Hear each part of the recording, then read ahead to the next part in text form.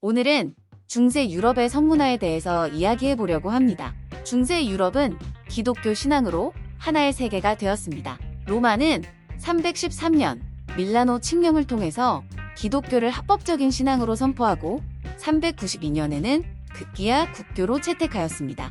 기독교를 국교로 채택한 이후 로마에서 기독교 사상과 교리에 위배되는 문화는 배척되었으며 그에 따라 로마가 초기에 적극적으로 받아들인 개방적, 개인주의적 성향에 그리스 성문화도 타격을 받아 위축되어 갔죠. 중세, 기독교는 성경에 근거하여 인간의 유교에 대해 부정적이고 왜곡된 성윤리를 정립하였습니다. 교리에서는 모든 죄악과 근원이 인간의 육체와 그에 따른 본성에서 비롯된다고 지적하였으며 사도 바울은 인간의 육체가 안고 있는 한계점과 성행위의 부정적인 면을 강조하였습니다. 바울은 또한 육체가 죄의 원천을 이루는 바, 결혼은 최상의 선택이 아닌 차선의 대안이라고 보았던 것이죠. 더불어 미혼인 자는 독신인 채로 과부는 재혼하지 않음으로써 유교계에 사로잡히지 않은 삶이 바람직하다고 여겼습니다. 그러나 성욕을 억제할 수 없다면 결혼이나 재혼을 통해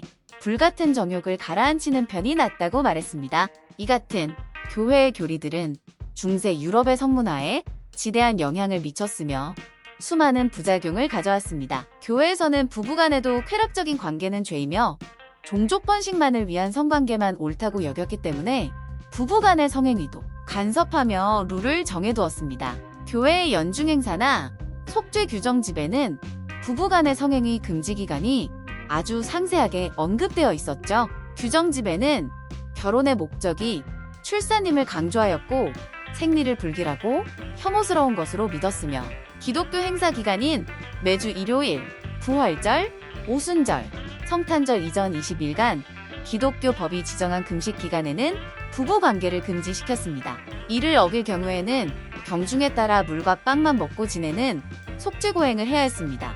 토마스 아퀴나스는 신학대전에서 자위, 수간, 동성애, 그리고 인간답지 않은 거사를 자연에 어긋나는 죄악으로 지적했습니다.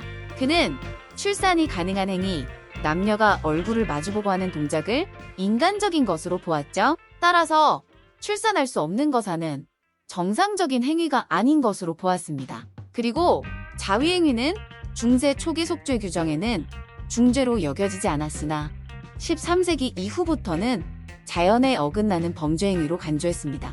자위행위에 대해 남녀를 따로 구분하기도 했는데 여성의 자위행위는 권고한 반면 남성의 자위행위는 반대했었죠. 그 이유는 여성은 자위를 통해 성적 흥분이 가라앉아 이성적이 되어 정숙한 몸가짐을 유지할 수 있다 보았고 남성은 자위를 하면 정액 손실로 인해 종족 보존에 큰 해가 미친다고 보았기 때문이었습니다.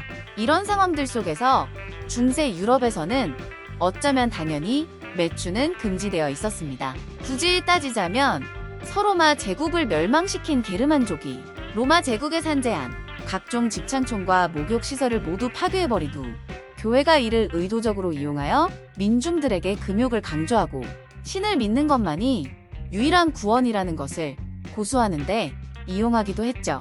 그런데 금욕을 시켜놨더니 매춘이 나타났다 하면 그 인기가 어마어마했던 것이죠. 하지만 중세 초기에는 조직적인 직업 여성이 형성되지는 못했고 상품의 교역로나 성지 순례자들의 무리에 끼어들어 몸을 파는 생계형 매춘이 대부분이었습니다. 8세기 잉글랜드에서는 많은 여성들과 수녀들이 순례 여행의 허가를 얻어 출발하였으나 그들 중 순결한 몸으로 돌아오는 이들은 거의 없었고 대부분 롬바르디아와 갈리아 지방에 이르면 매춘을 하지 않는 이들을 보기 드물었다 라고 할 정도였죠. 그리고 시간이 흘러 도시가 점점 들어서면서 각지에 흩어져 순례자 행렬 등에 끼어 힘들게 영업하던 중세 유럽의 직업 여성들은 점차 변모하기 시작했습니다.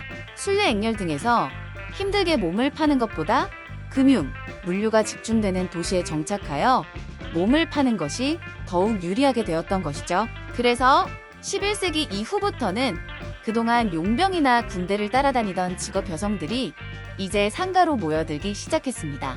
당연히 도시에서 정착하여 장사를 하는 쪽이 수입면이나 접근성에 있어 월등하게 나았고 예전에 비해 더욱 큰 돈을 쥘 수 있게 되었던 것이죠. 여기에 주목한 상인들은 이 막대한 비즈니스에 과세를 한다면 훌륭한 수입원이 될 것에 착안하고 프랑스, 독일 등에서는 공창 지역을 만들기 시작합니다. 한편 교회 측도 이 쏠쏠한 사업에 눈을 돌려서 기본적으로는 매춘은 악마의 소행이다 라고 비난하면서 또 한편으로는 집창촌에 토지를 임대하여 주고 상인과 이권 다툼을 벌이는 짓을 자행하기 시작하죠.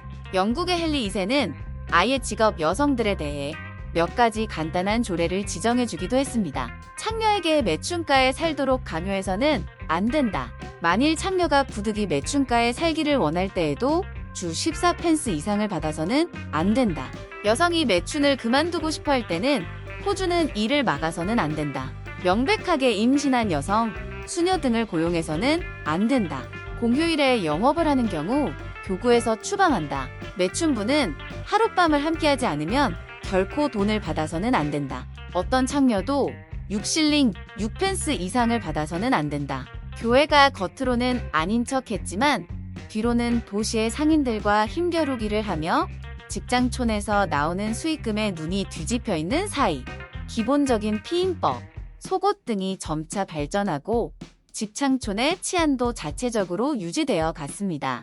간혹 직업적인 매춘 여성이 아니라 자신의 매력을 증명하기 위해 남성들에게 몸을 파는 이른바 세미 프로들이 존재했는데 이런 여성들은 직업 여성의 규율에 매여 있지 않았기 때문에 남자를 골라가며 데리고 놀기도 했죠. 그러다 보면 꼭 선택받지 못하는 남자들이 생기기 마련이었죠. 그렇게 질투에 눈이 돌아간 이들이 저 여자는 마녀다라고 교회에 고발하는 경우가 있었습니다. 한편 교회의 성직자들도 신을 섬기는 몸이라 안 그래도 성매매를 할 수 없는 입장이어서 마녀다 라는 신고가 들어오면 처형이다 하고 신이 나서 온갖 신문을 가장한 성고문을 자행하며 즐기는 것이 변변치 않은 성직자들의 오락이 되기도 했습니다. 중세 유럽 시대의 특이한 성문화로 알려진 것 중에 하나가 바로 초야권인데요. 중세 초야권의 기원을 많은 사람들이 기독교의 11조와 연관지어서 생각하지만 사실 초야권은 기독교와는 전혀 관계없는 게르만족의 전통에서 유래된 것입니다. 게르만족은 일반적으로 첫 수확물을 자신을 먹여주고 재워주는 부족장에게 바치는 관습이 있었는데 이 같은 행위는 부족장들에게 행하는 한 가지 의무기도 했습니다. 이 전통이 중세로 넘어오면서 제도화되고 변경되었지만 여전히 농노들은 영주들에게 첫 수확물 중 일부를 세금이라는 명목으로 바쳐야 했었죠. 이러한 여러 종류로 파생 변질된 과정에서 나온 것이 초야권이었죠. 하지만 최근 역사학계의 견해는 초야권은 거의 실행되지 않은 게 아니라 아예 존재하지 않았다고 보는 견해가 유력한데요. 이유는 간단한데 초야권이 실제로 행사되었다는 사료가 전 유럽에 걸쳐 단 한 건도 없기 때문입니다. 11에서 13세기에 십자군 전쟁에 출정한 기사들이 아내가 바람나는 것을 염려에 채웠다고 알려져 있습니다. 하지만 이는 명백한 거짓으로 일단 현존하는 가장 오래된 정조대에 대한 기록이 십자군 전쟁이 끝난 지 한참 후인 15세기에 쓰인 서적에서 나타나기 때문이죠. 14에서 16세기 르네상스와 근대 초기에 중세시대를 더 야만적 이미지로 보이게 하기 위한 허구이거나 호사가들의 수집욕구를 위한 용도와 성교와 관련된 색다른 용도 또는 관상 용도로 만들어졌다는 설이 더 설득력 있으며 배우자의 정조를 보호하기 위한 용도설은 폐기된 것이 중론입니다. 18에서 19세기에 오늘날 남아있는 대부분의 정조대가 만들어진 것입니다. 자위행위를 매우 부정적으로 보았기 때문에 아동 청소년의 자위행위를 막기 위한 용도로 주로 사용되었으며 당시 사회적 문제였던 메이드에 대한 성폭행을 막기 위해서도 널리 사용되었다고 하죠. 여성 인권이 향상되자 프랑스에서는 1882년 남편이 채운 정조대를 풀어달라는 소송이 뉴스 단신이 되었고 법원은 해당 남편에게 열쇠를 들고 출두하라고 명령하고 이를 경범죄로 처리하기도 했습니다. 돈 있고 빽 있는 왕족들이나 귀족들은 자기네 권력을 공고히 한다고 근친혼을 하는 경우가 많았습니다. 대표적으로 합스부르크 왕조는 유럽 대부분의 지역을 6세기 동안 통치하면서 최고의 권력을 휘두른 유럽 최대 가문이었는데요. 그런데 합스부르크가에서 배출된 왕이나 왕비들은 생김새만 봐도 대번에 알 수 있죠. 왜냐하면 합스부르크 턱으로 알려진 주걱턱과 위아래 턱뼈가 앞으로 툭 튀어나온 모습이 확연히 드러나기 때문입니다. 그 같은 특이한 인상은 거듭된 근친혼으로 인한 유전 질환 때문인 것으로 알려져 있습니다. 합스부르크 가문 중 스페인 왕조의 경우 약 200년간 11차례의 결혼 가운데 9쌍이 사촌 이내의 근친 사이였다고 하죠. 그러나 근친 상간에서는 하층민들도 자유로울 순 없었습니다. 이유는 당시 가옥의 형태 때문이었는데 하층민들의 집은 난방 효율을 극대화한다고 가축까지 한 방에서 같이 자는 형식이었습니다. 여기에다가 침대를 여러 개 놓을 형편조차 되지 않으니 여자고 남자고 같은 방 같은 침대에서 자다가 우발적으로 눈이 맞아서 일을 치르고 말았습니다. 이게 오죽 심했으면 16세기 들어서 교회에서 가족 간에 앞으로는 한 침대에서 재우면 안 된다는 내용의 포교를 내리고 사람들의 인식을 바꾸고자 노력하였습니다. 여담으로 이 근친을 상당히 영리하게 써먹은 계층이 귀족 계층이었으니 서로 결혼하고 질릴 때가 되면 교회의 이혼 금지 조항을 피하고자 교회에 가서 우리 근친혼했으니 결혼 파기해달라고 신청하는 식으로 합법적인 이혼을 했다고도 합니다. 이에 대한 속죄의 의미로 많은 재물을 교회에 기부하였기에 교회도 눈 감아주기도 했습니다. 암흑의 시대라고 불리는 중세 유럽 성문화 이야기는 여기까지입니다.